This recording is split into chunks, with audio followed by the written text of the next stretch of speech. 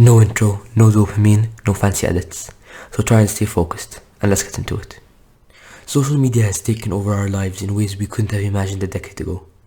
Granted, it has made it easy for us to connect with our friends and family, and it has opened up limitless business opportunities. But they're designed in a way to suck you into a rabbit hole to make sure that you stay addicted. Their systems have ruined millions, actually, billions of lives.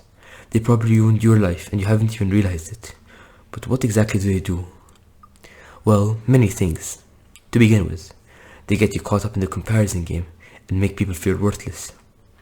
They see influencers living their high life, and so they start feeling that they're not good enough, which leads them to scroll even more so they can imagine that they are the ones living that lifestyle. And this leads to even bigger problems, such as suicides. Because the moment they return back to reality, they remember how comparatively bad their real life is, so they feel like they don't want to live anymore, leading to suicides. Yes, it's really sad. And you might even know someone who's committed suicide because of this reason. You yourself, the guy on self-improvement, probably wanted to kill yourself because of the same reason. You might not think it's due to this, but it probably is. These apps have killed more people than mass murderers, but they just do it legally. This is evil. That's the only word for it. You could also post something and then you get a lot of hate for it because people feel much more confident saying negative things to a screen. This as well has led to suicides. One more thing they do is these apps, they lead to severe depression and loneliness. While you might think you're socially interacting when you're texting all these people which you think they're your friends, but in reality you're literally just sitting alone in your room. And when the reality creeps up on a man, no matter how physically strong, they will break down. They realize they're all alone in the real world since they don't have any social interactions. However, as I said in the beginning, it has provided multiple ways to make money that weren't present earlier on. You could also, speak with your grandmother from a different country, which also couldn't be done long ago, which is an advantage. But even if you want to start a business through social media, I'd recommend deleting all of them for now, until you gain enough self-control to start that business you want to start. Like, for example, I don't know what you want to do, dropshipping or whatever it is.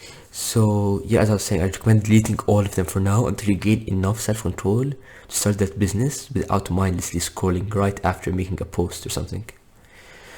You'll now realize you have so much free time on your hands, to the point where you look for things to do and then realize that you'll have nothing to do. Literally nothing to do. Like, you don't realize how much time social media takes from your day until you actually quit it. You will get tempted to download social media again.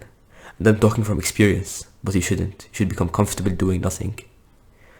A practice which I used to do lots of the time when I quit social media for a brief period of time and I had literally nothing to do was stare at a wall for hours.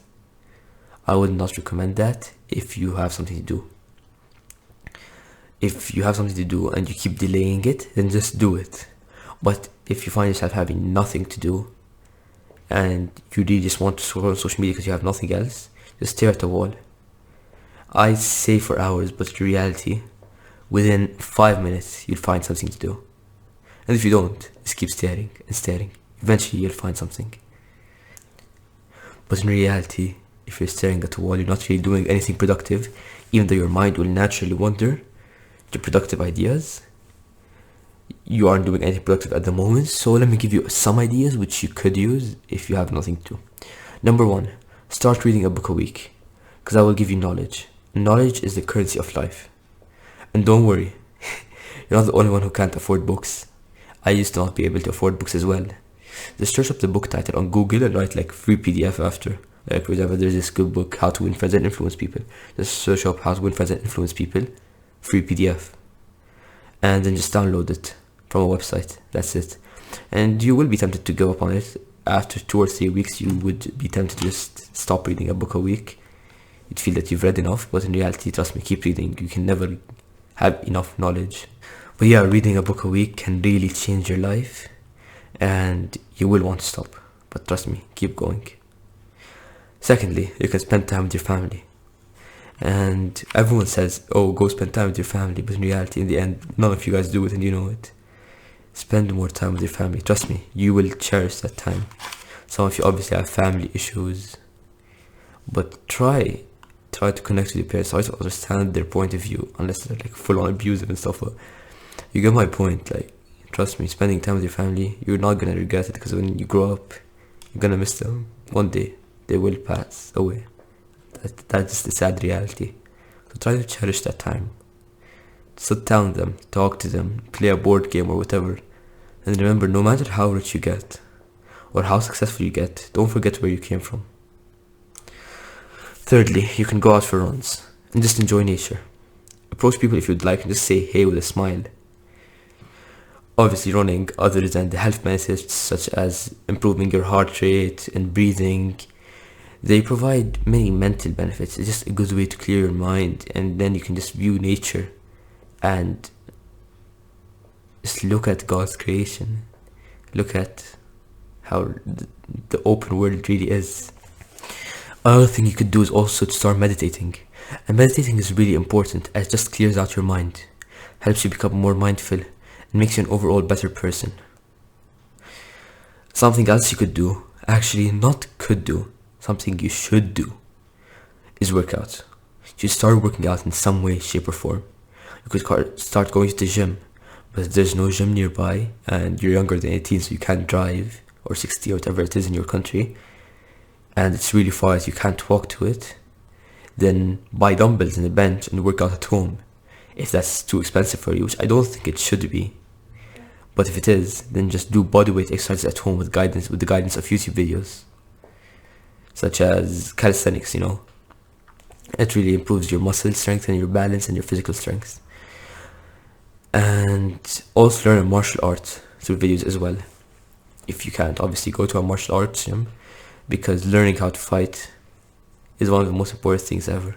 One day you'll have to protect someone, or even yourself, and so you need to know how to fight. No matter how strong you get from the gym, if you don't know how to fight, you won't be able to beat a trained attacker.